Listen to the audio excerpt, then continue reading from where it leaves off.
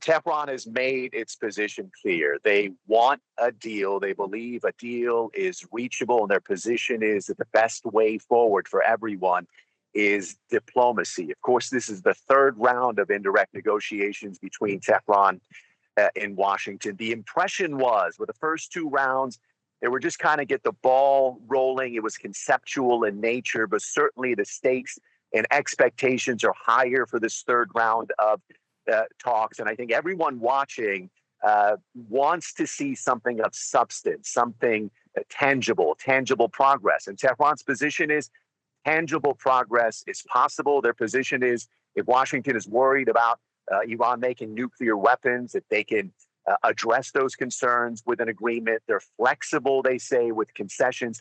And I think they understand that concessions, if they make them, they'll have to be greater than the ones made in 2015 because they understand U.S. President Donald Trump, if there is a deal, he has to go back to Washington and tell his supporters that he got a better deal than then U.S. President Barack Obama. So Iran says they're willing to make concessions on uranium enrichment, their stockpile of enriched uranium.